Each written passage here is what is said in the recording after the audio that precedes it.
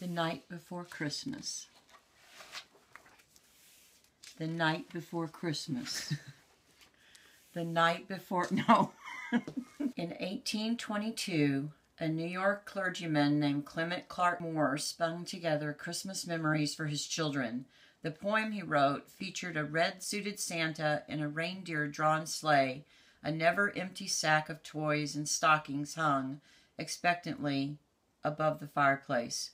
He called it A Visit from St. Nicholas, and it was published anonymously in a newspaper in Troy, New York. It captured the public's imagination. The poem's line, "'Twas the night before Christmas." 'Twas the night before Christmas, when all through the house not a creature was stirring, not even a mouse. The stockings were hung by the chimney with care, in hopes that St. Nicholas soon would be there. The children were nestled all snug in their beds, while visions of sugar plums danced in their heads, and Mama in her kerchief and I in my cap had just settled down for a long winter's nap. When out on the lawn there arose such a clatter, I sprang from my bed to see what was the matter. Can't show the pictures. Away to the window I flew like a flash, tore open the shutters and threw up the sash. The moon on the breast of a new fallen snow gave a luster of midday to objects below. When what to my wondering eyes should appear but a miniature sleigh and 8 tiny reindeer. With a little old driver so lively and quick, I knew in a moment it must be Saint Nick. It's him. It's the man! More rapid than eagles his coursers they came, and he whistled and shouted and called them by name. Now Dasher, now Dancer, now Prancer and Vixen, on Comet and on Cupid, on Donder and Blitzen.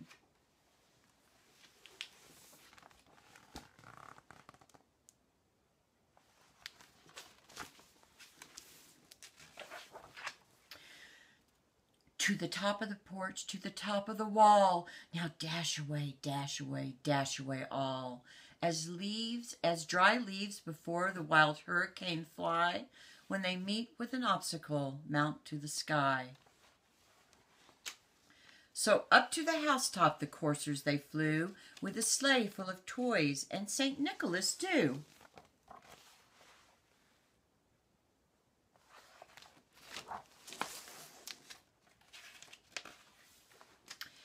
And then in a twinkling I heard on the roof the prancing and pawing of each little hoof. As I drew in my head and was turning around, down the chimney St. Nicholas came with a bound. He was dressed all in fur, from his head to his foot, and his clothes were all tarnished with ashes and soot.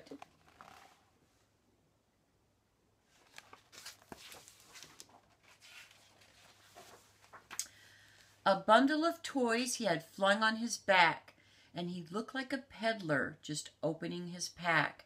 His eyes, how they twinkled, his dimples, how merry. His cheeks were like roses, his nose like a cherry. His droll little mouth was drawn up like a bow, and the beard on his chin was as white as snow.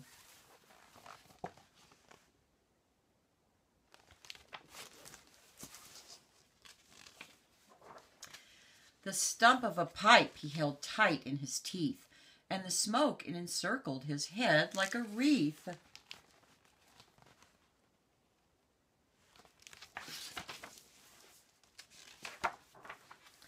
He had a broad face and a little round belly that shook when he laughed like a bowl full of jelly.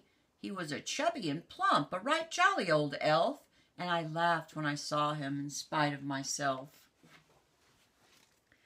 A wink of his eye and a twist of his head soon gave me to know I had nothing to dread.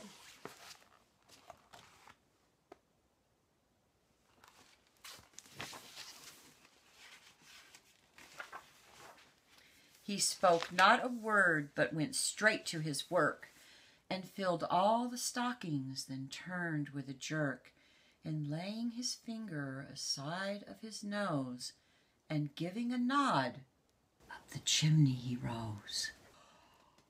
Whoa! He sprang to his sleigh, to his team gave a whistle, and away they all flew like the down of a thistle.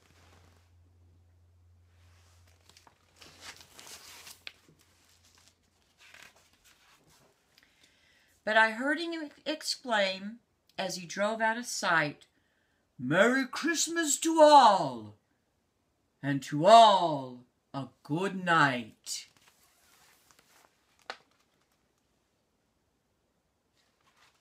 Merry Christmas, my friends.